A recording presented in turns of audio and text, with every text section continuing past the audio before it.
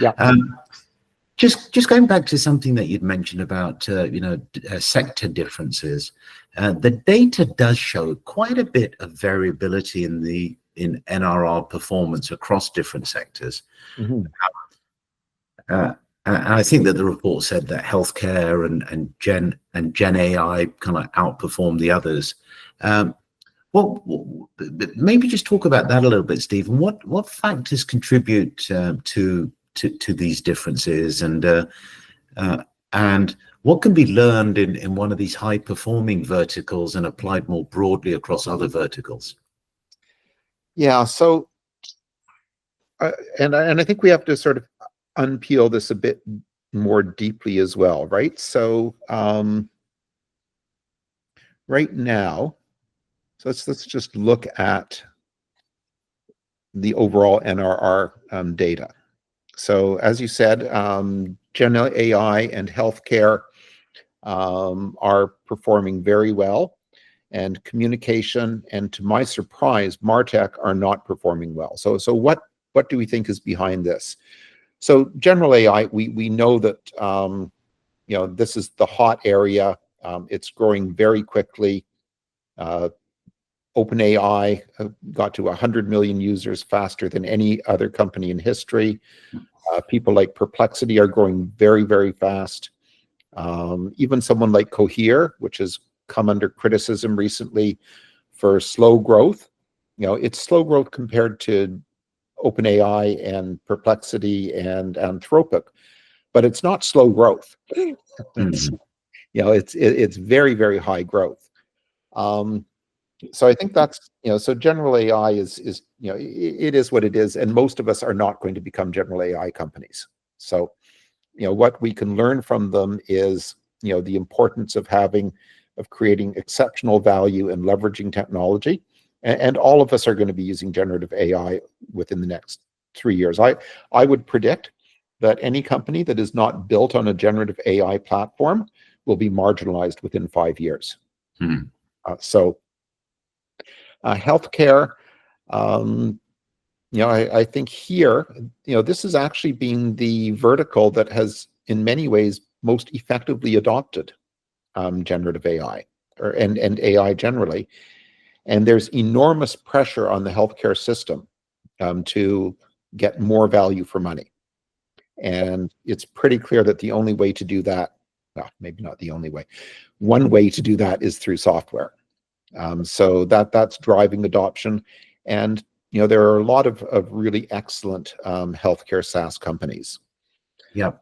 And so on. And then when you look at communication, first of all, it's a small n. So I would, take the number with a large whack of salt. Mm-hmm. You've only got 5 companies in the vertical. You can't say that much. But also, I think these companies have been more or less erased by the incorporation of communication functions by Google and Microsoft. Yeah. So, this is a dwindling vertical. I don't know if we'll even have it next year. MarTech surprised me. I thought, why isn't MarTech outperforming? We're all desperate for lead generation. Salesforce and HubSpot have, I think, done a decent job on integrating generative AI. Maybe it's not perfect, but I think that they're making good progress. And I think here, all of hypothesis is that all of the talk has led people to hesitate before buying. They want to see how this functionality is really going to play out. So I'll make a prediction that when we do this report next year, I'll go out on a limb. MarTech will be in the top 5. It'll move from the bottom 5 to the top 5, maybe. But we shall see. I think that there's something to do with MarTech in particular, Stephen. I think that there's something to do with just generally all the chatter that is going on at the moment. The outbound is dead chatter, Mm-hmm. and the emergence of an entirely new generation of tools for the purposes of building pipeline and new processes and just different ways to think about it. So I don't think I disagree with you. I think that we're just going through a moment of extreme kind of like change and reflection. And I do think that whole, the issue about outbound not working anymore is driving this. So it will be interesting to see next year. Okay, just to keep moving along here, you mentioned towards the beginning a new term, a term that I hadn't heard of, which was PER, potential expansion revenue. Mm-hmm. And the report very clearly, identifies the fact that pricing and packaging have a very significant impact on PER and NRR. Just in the time that we have, can you just maybe, just to help people and orient them as they read the report in detail, is maybe just talk about how do pricing and packaging strategies impact expansion opportunities or expansion revenue or cross-sell, upsell? Yeah, so I think that this is emerging as one of the main design goals in pricing and packaging work. Mm-hmm. You have to design in expansion revenue, and that needs to be, one of the foundational inputs that you have when you're designing new packaging and pricing. And there are really, I think, only three ways to have expansion revenue. As we discussed earlier, you can have upsell. Mm-hmm. If you have tiered good, better, best pricing. Yep. You can have cross-sell if you have multiple modules and things that you can sell. And you can have growth through increased use or better outcomes. And so of those three, I'm going to go out on another limb here and say that good, better, best days are behind it. So, we've been through a period of 5 years where there's been a lot of focus on GBB. And in many of the companies that we talk to, sorry, if anybody's listening, just talk about good, better, best for a second and just provide context. Yeah, so these are the pricing models you see all the time these days. So the majority of people that publish their pricing have a good, better, best package where they say, this is and it's all often actually 5 packages. So you have a free offer or a free trial. Then you have a relatively low priced package. Then you have a mid-priced package. Then you have an expensive premium package. And then you have a custom package. Got it. So that's what those are the pricing pages that we're used to seeing. And the one in the middle is the one that always has the banner above it that says most popular. Yeah. Yeah. Okay. All right. Just wanted to make sure that we're all, tracking here. Yeah. So now there are opportunities to improve expansion revenue by optimizing good, better, best. But when we actually look at the performance of GBB models, we find that there's often assumption that there's going to be upsell. But when we actually look at the actual level of upsell in most companies, it's minimal. Right. So yep. So I think in general GBB has been underperforming, and I also think that that the changes in that generative AI is going to bring to dynamic configuration and what our friend Mark Stiving calls context-based pricing, all of these things are going to make good, better, best less and less relevant. Mm-hmm. So having said that, then you better have a way that you can grow together with usage. And this is why Kyle Poyer has been such a strong advocate of usage-based pricing over the last few years. You need to be able to find a way to tie expansion revenue to the growing value that people are getting from your software. And that's actually the core of good pricing. And so if you haven't done that, you haven't opened the avenues to expansion growth. And then the other one is cross-sell. So not every company is in a position to have cross-sell, but when you do have multiple offers or offers service combinations, you can use design so that there are clear paths to cross-sell. You can incent your sales force to drive cross-sell. That dedicated team we were talking about earlier can be involved in cross-sell. Yeah. So it becomes, if a company has not designed to enable expansion revenue, it's not going to get expansion revenue. Interesting. So I think that that last point is the key one, which is places that I've worked at over the years. I'm sure places that you've worked at over the years. There's always been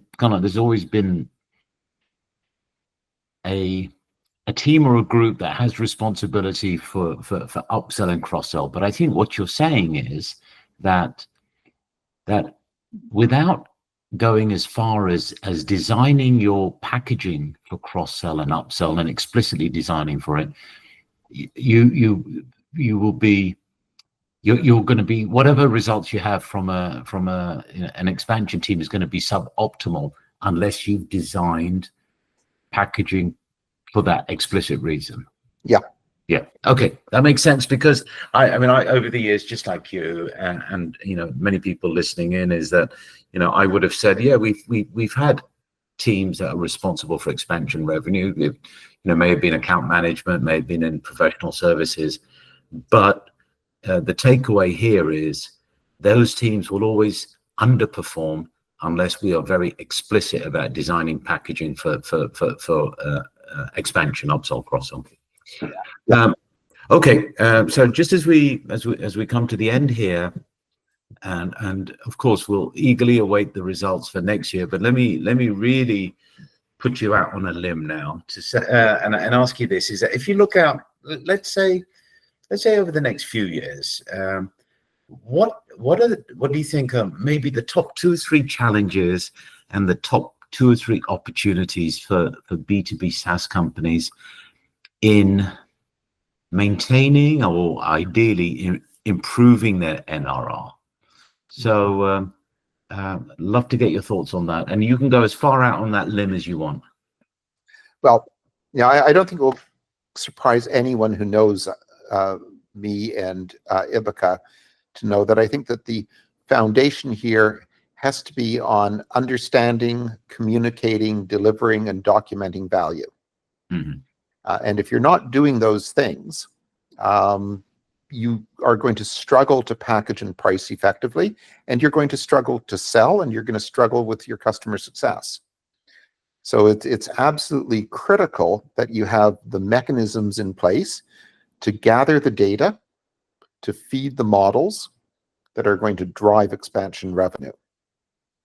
Now, having said that, and you asked me to sort of look a little bit out into the future. Yep. I really think that all significant B2B SaaS software will have a large dose of generative AI in it, and people who don't do that will struggle to stay in business. Mm-hmm. So the sort of unique characteristics of generative AI are going to come to the fore over the next, maybe not in 2025, but 2026, 2027 and onwards. They're going to really have a huge impact on how we think about packaging. So I think the idea of static packages goes away. And we're going to get very quickly, faster than most of us expect, again, maybe not 2025, but 2026, 2027, mm-hmm. to much more dynamic configuration. Okay, dynamic configuration. So that is the dynamic configuration of the package. So we go away from the good, better, best to packages that, so almost where you have an infinite number of potential packages that a company could offer to their customers. Yeah, and that complexity has been a bad thing in the past. because Yeah. it's added cost and it's made it harder to sell. Yep. But with generative AI, that complexity is handled by the AI. Oh, okay, yes, interesting. I think that feels like an entire conversation of its own. Yeah, that will be our conversation on generative pricing that I hope we will have sometime in the next few months. Okay, great. So, so just as we were wrapping up, and I'm sorry I made you lose your thread there. So we were just talking about a couple of the challenges and a couple of the opportunities over the next couple of years. So I think you've spoken about a couple of the opportunities. What about challenges? Well, I think that the main challenge is just the disruption. And when we looked at that cluster, that emerging cluster, it's not all sunshine and roses. It's a bimodal distribution. There's a bunch of companies in that emerging cluster that are struggling. Mm-hmm. So we've got the conventional companies that are slowing down and are faltering.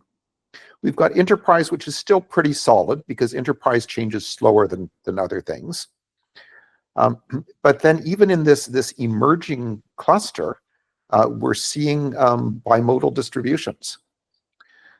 And so, if there's a risk that you'll be in the wrong side of that bimodal distribution.